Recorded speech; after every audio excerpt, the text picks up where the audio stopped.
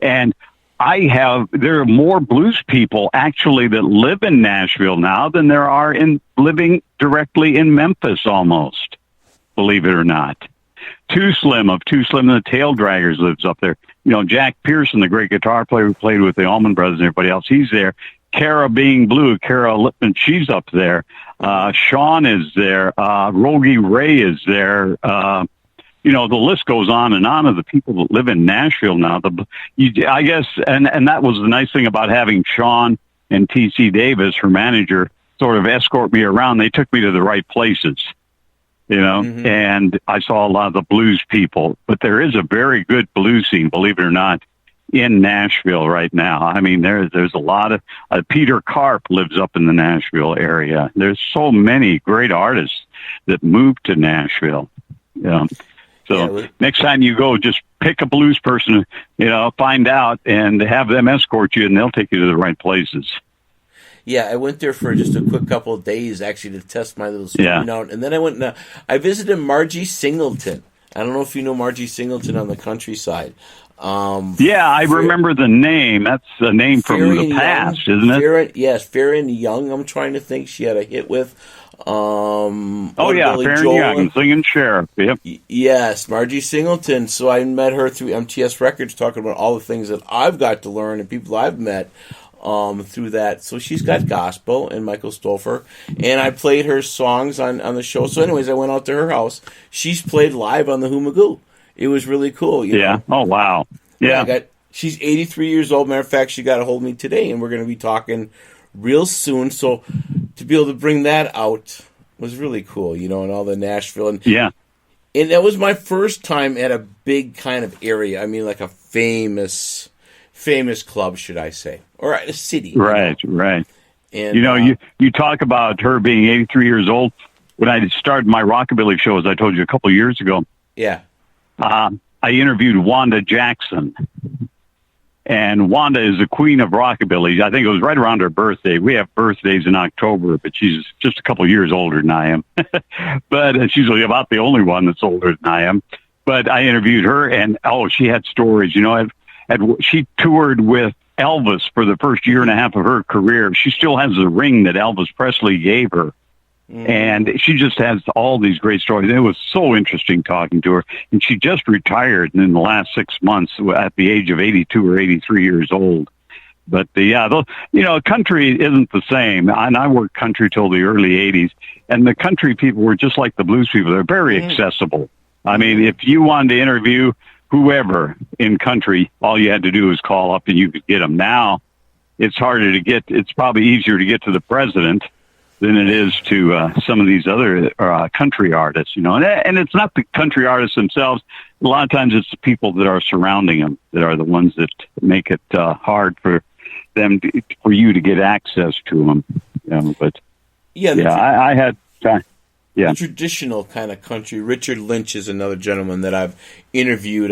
Matter of fact, Richard just talked about stories. I got to interview him live at the Lincoln Center last year. He was at the Independent Music Awards, and he was on my show live in the lobby. Wow! Isn't that cool to be able to put those things together? And I was like, Richard, would you? He's like, I would do that. That's rocking. And so those are very family, and be able to go to Margie's house and welcome me. It's just very amazing stuff. And they got a road down there. I got to tell you, one of the worst lessons I ever learned, and I learned it the hard way. Never pass up an interview when someone says, "Hey, call me," or "Here it is." You know who? I kept this guy's phone number for years in my wallet. Yeah. Because he was on the way he got done with his show, and I went backstage, introduced myself. He said, "I'd love to talk to you, but we've got to be somewhere." And I understood. This was like 1983 or so.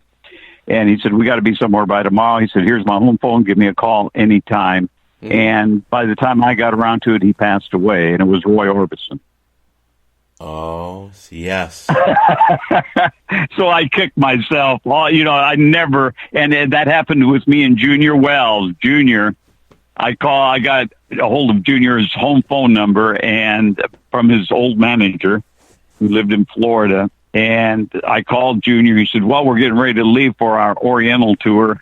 tomorrow, and we're having sort of a last minute meeting about everything. He said, call me in about 6 weeks. Well, when he came back from the Orient, that's when he went into coma shortly after that and passed away. So those were my two that I really regret I didn't have an interview with.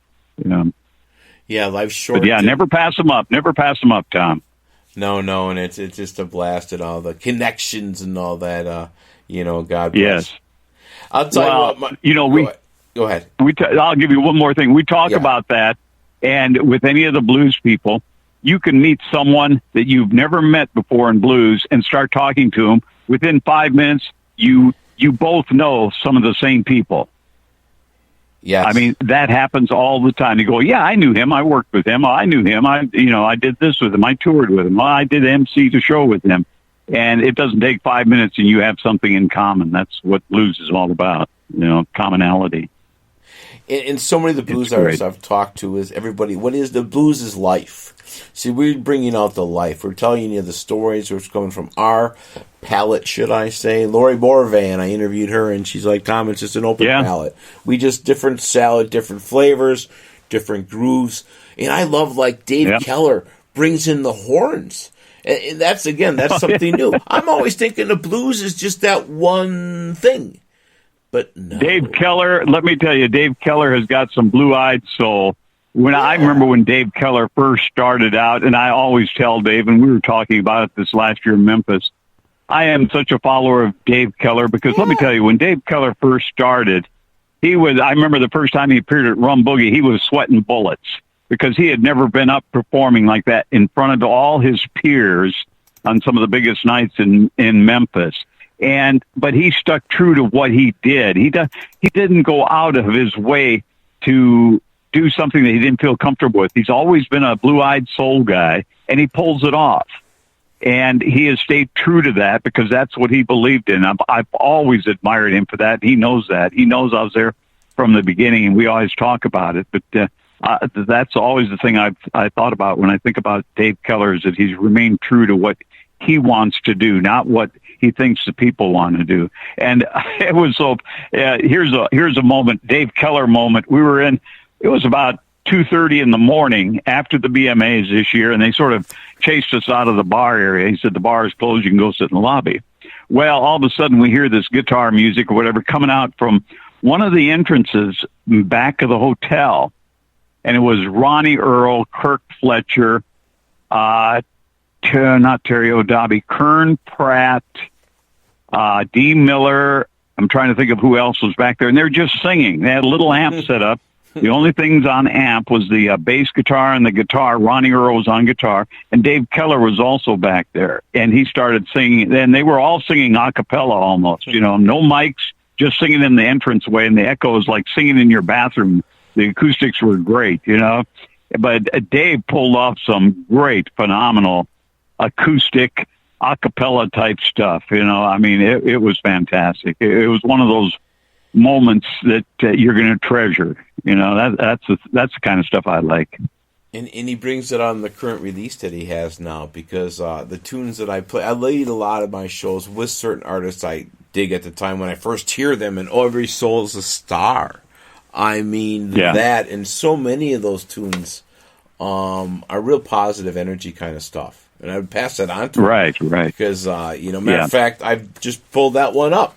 Matter of fact, I think we're going to end the show with that, because I think that's when I have other people I'll go to and talk to them, and or an artist, lead off, go, here's a tune for you I want to play. Every soul's a star. Every soul's a star, should I say. And that's what I think this is what music, all this is all about in life.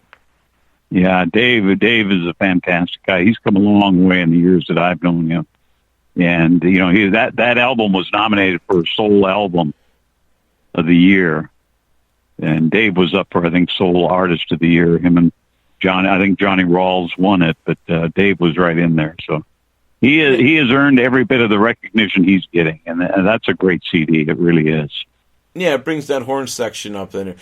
And that's the other thing. I love that 70s sound. Who made that sound of the times of that 70s? Another question of music. You know what I mean? There's always that kind of, I don't know, Tijuana Brass or Herb Albert. There's always us horns back then. Do you know what I kind of mean? How they produced? Is that the Wall of Sound or something like that? Or I don't know. I'm just kind of thinking back to the Wall of Sound. That was Phil Spector had the Wall of Sound. Yeah, and there were various studio groups. The Stax had the horns. You know. Yeah. The Muscle Shoals had the Muscle Shoal horn section. You know, those probably were the two most recognizable horn sections. You know, Muscle Shoals had some great horn players with them, and that was just fantastic. Yeah, I love horns. And it always amazes me, we were talking about that, producers are a special breed. You know, they'll sit there and say, I think we need to add horns to this. Well, heck, how do they know how it sounds? They've already got it in their head, you know? And I go, and after you hear it, you go, dang, that needed to be added. That really adds a lot to the song. So, you know, you got to give credit to those producers. They know what's supposed to be in there and what's not supposed to be in there. But yeah, that's a great horn sections. The Muscle Shoals horns, they do a great job on a lot of stuff they were on. Yeah, going back to the era, the Rolling Stones had that horns they bring in. And my group, The Who, the one I love to jam, the 515 Quadrophenia, when Townsend brought that whole horn. Entwistle, actually, I think, led that whole charge in the horns. But, yeah, that brings a whole different light, and that's what I was meaning, Dave. Oh, yeah, it does. Yep. It brings a great to music. I love it. So, thanks, buddy. We've been yapping for 53 minutes. Awesome, buddy. No problem. Whenever you want to talk, people will tell you. You know, when Sandy and I talk, there's no such thing as a 10-minute conversation. When Christine Vitale, a great songwriter, her and I talk, or even Hurricane Ruth, I think yesterday we talked for about a half hour. You know, we can talk, and oh my gosh, you know. Yeah, I just love talking it. So anytime you need some space filled, Tom, just call me up and, hey, we'll get it done, and I'll keep listening. And I'm enjoying the program. I've popped in. I've listened to the Brandon Santini, and I listened to Bridget, you know, so I just pop over there and listen to that stuff. Oh, thank you, sir. That's a great job. Blessed to have you come on my network, and I can learn and grow and everything, and, you know, keep the music karma. I kind of feel like the Pied Piper, should I say. That's what I feel like. Just keep the charge, and like I say, you need to get a hold of anybody, just holler at me. If I can't get a hold of them, I know somebody that can. God bless you, sir. I'll help you in any way I can. You're the best. You're the best. Got to pass that torch on. God bless. Thank you. Gil Anthony again. Okay. Blues Power, my fabulous guest on the Magoo. And with that, every soul's a star, Dave Keller. Have a good night. Bye-bye.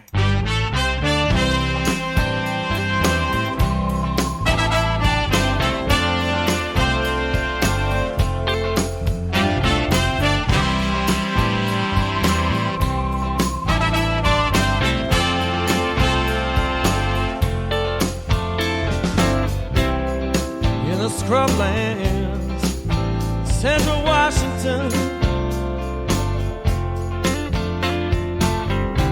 There's a woman with a guitar, oh, and a little one.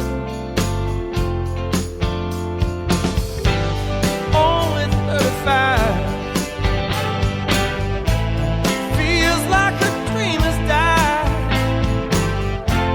but she sang us her song. We sang along, every soul's a star. Deep inside we know it's true. Just be who you are. It's all you got to do.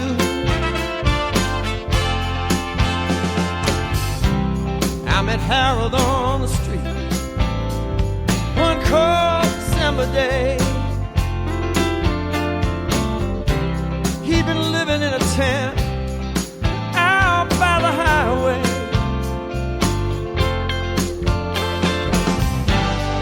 Tired and sore, thought this world held so much more. Down in Boston, he's got a daughter. Yeah, he's still a proud father. Every soul's a star. Inside we